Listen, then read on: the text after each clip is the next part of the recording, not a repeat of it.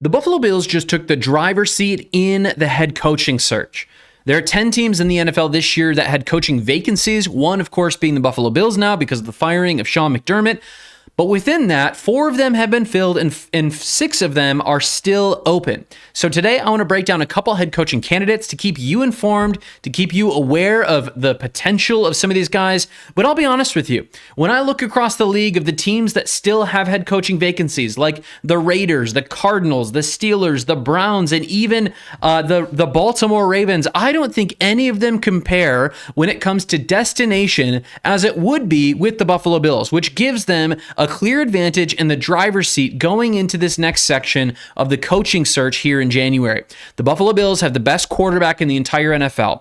The Buffalo Bills have the best fan base in the NFL, and the Buffalo Bills have a proven winning culture and are really just looking for maybe 1 or 2 key additions to make this push to get over the hump and win the Super Bowl. Now today, again, I want to break down about 10 coaching candidates that could come, but before we get into it, my name is Collin. This show is called Crack the Table. We're all Bills, no breaks, breaking down Buffalo Bills content every single day. If you are looking for a home of all things Buffalo Bills, smash that subscribe button, join our community. Won't you just join us today? But that being said, stick around to the end of this video because I want to show you or tell you 5 reasons on who I think is the best current candidate. But today I want to start off with this guy right on the screen, Clint Kubiak. Clint Kubiak, of course, is the 38-year-old former NFL quarterback and son of the head coach Gary Kubiak, right? And he's been the offensive coordinator this year for the Seattle Seahawks. Their offense has averaged 28.4 points per game. He has incredible play calling, incredible balance in their offense. Now, they are definitely a run-first offense, but the balance is much different than what Joe Brady has utilized. But again, Kubiak's scheme really emphasized a balanced approach. He kind of comes from that Shanahan tree and just a lot of unique plays, especially to the running back, and it would match really well with our personnel at this point. But again, he has great experience in helping develop quarterbacks in different systems. And even right now, we've looked at this really, Kevin O'Connell had Sam Darnold for a year. He looked great, but he has even taken another step forward in the system that Kubiak has designed with maybe even just a different level of personnel with the Seattle Seahawks. With him coming to potentially Buffalo, he could be a great addition. Now, what are some of the concerns with Clint Kubiak? He's never been a head coach, right? He lacks that head coach experience. He's still fairly young and untested overall, especially under the organizational pressure, but he really would need a strong staff associated with him to cover the experience gaps that he would bring into a head coaching position. But for me, he does bring a lot of benefits. But again, when I look at the weaknesses, he would need a strong defensive coordinator, a strong defensive foundation to really set him up for success wherever he goes. But the next guy I want to talk about here is Davis Webb. Davis Webb is currently the quarterback coach and passing game coordinator for the Denver Broncos. A lot of people are linking him to Josh Allen because of relationships.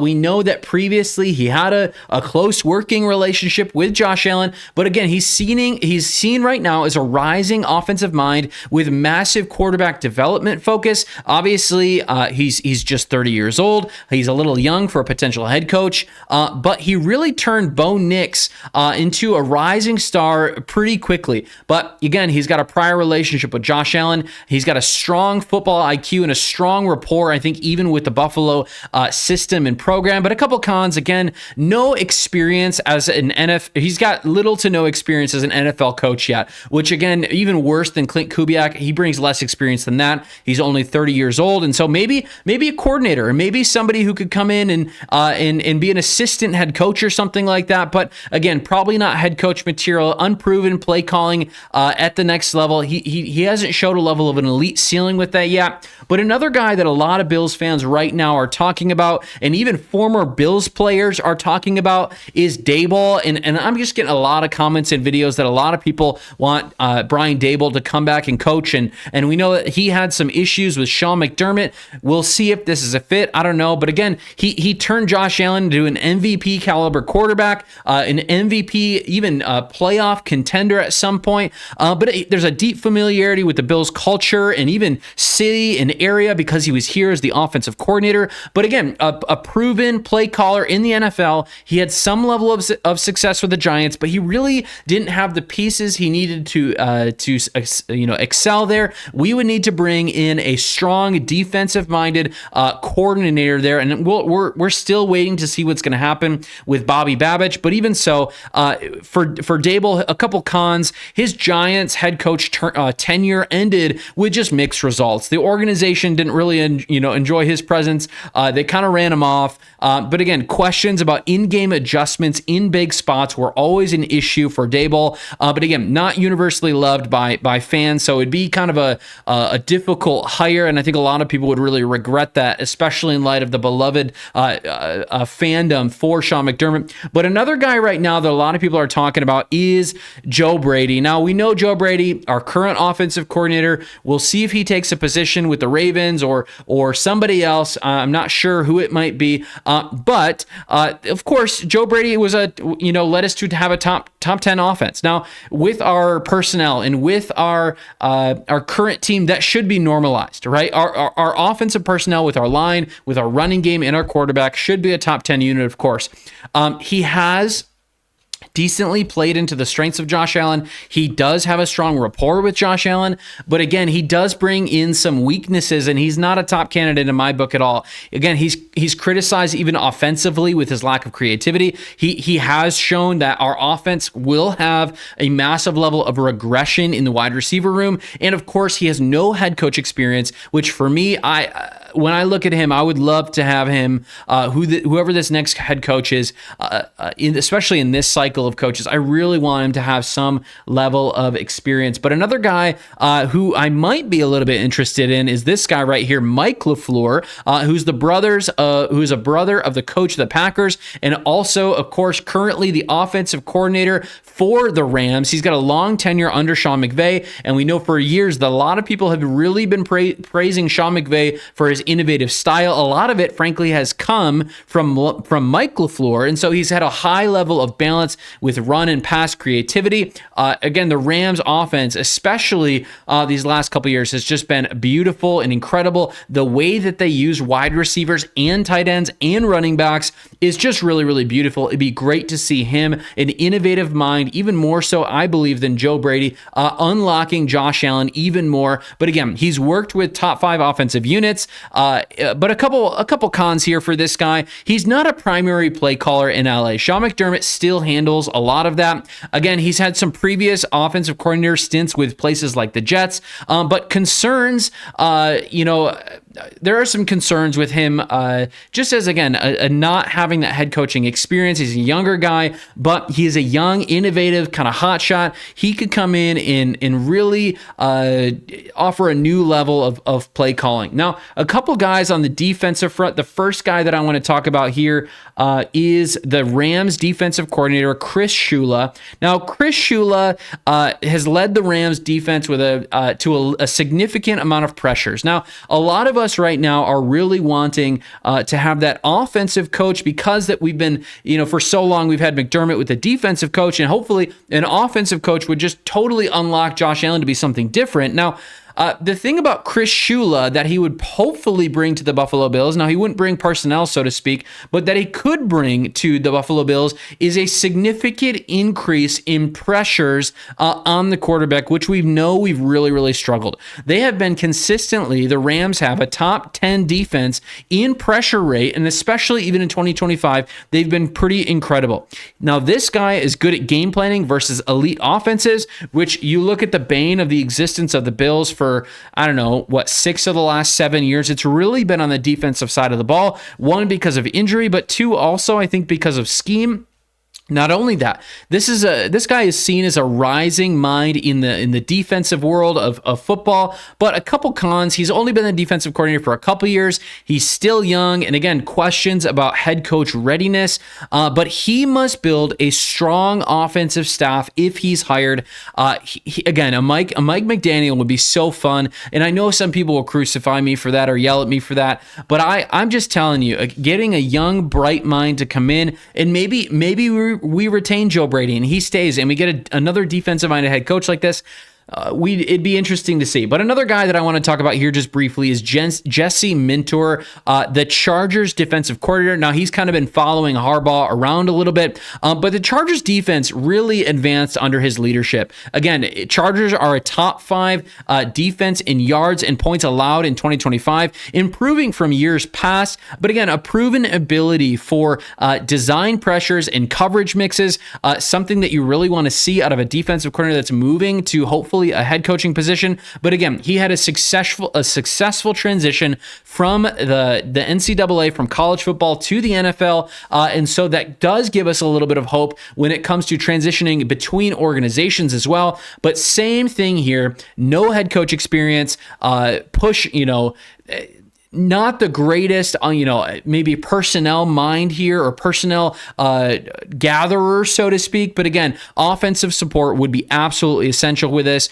Maybe just a couple other guys. One that some people are a little hesitant on and worried about is Brian Flores. Now, we've got mixed reviews on Brian Flores as we know he previously had tenure at the Dolphins.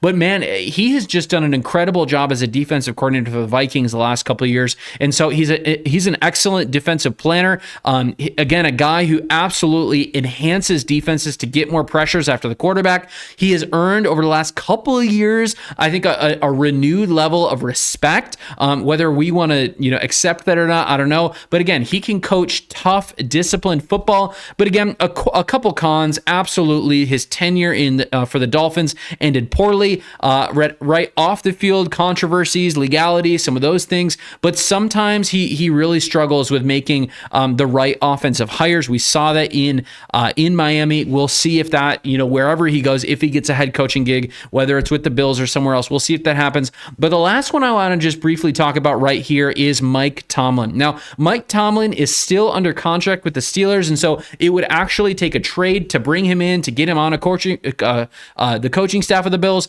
But this guy has never had a losing season in 19 years. 193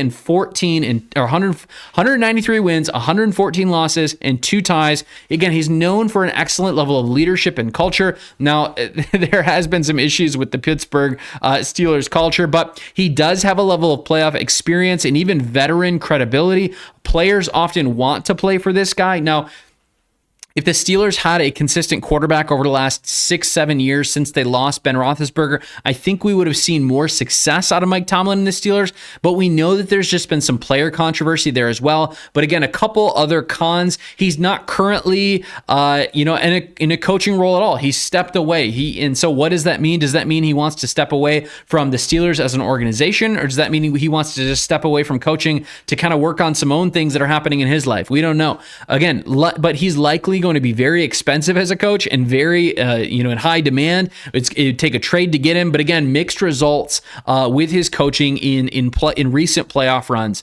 And so maybe actually one last wild card would be this guy right here, the head coach of the Notre Dame, the Fighting Irish, is Marcus Freeman. I don't personally think that he's going to be leaving college football, but he's a strong leader. He's had success in an offense and defense balance in college. Lots of NFL interest, even just over the last couple of years. But again, a couple cons here: 0 NFL experience overall for Marcus Freeman, a risky transition, and would really need a lot of staff support to get him running long term with an organization. I'm just not sure. He would be a really fun hire for an organization. I'm just not sure that the Bills are in the season or the season of their roster and cap space and personnel that they would want to make a risk and run for a guy like Marcus Freeman. But the last guy I just want to acknowledge that I'm looking at, that I'm thinking about when I look at this Bills organization is,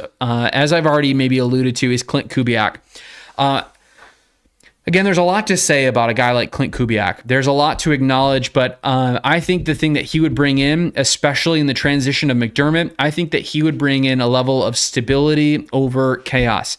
Balanced offense in the face of some of the inconsistency that we've seen with Joe Brady. Hopefully, less and less hero ball from Josh Allen. We saw how he could take a quarterback like Sam Darnold and move him into an upper echelon MVP caliber quarterback, even though he has less talent. Again, there's an expertise with raising and elevating lesser talented quarterbacks. I love to see that. What can you do then with an MVP quarterback in his prime, the best player in the NFL? Again, his offensive scheme really counters defenses. We saw an ascension of wide receivers, even wide receiver 2, wide receiver 3 type players in the Seahawks offense. I hear if he comes to Buffalo that Jackson Smith and Jigba comes with him.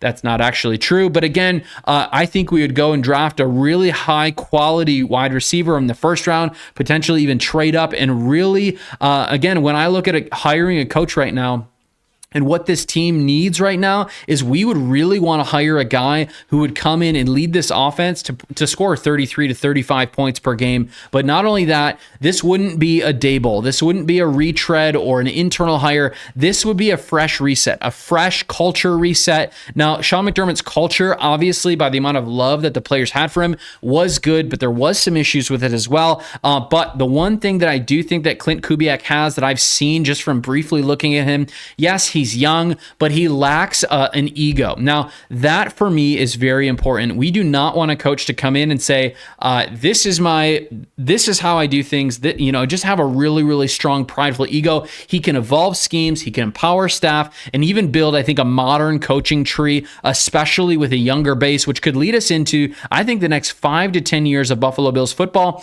But in all of it, again, let me know what you think. A bit of a longer video, a lot of just spewing info about these guys. I hope you got something from it. My wife and I right now, if you're watching this, we are up doing some skiing together. We're on a little trip away, so I had to pre-record this one. But thanks for sticking around to the end and all of it. God bless. Go Bills. We'll see you tomorrow.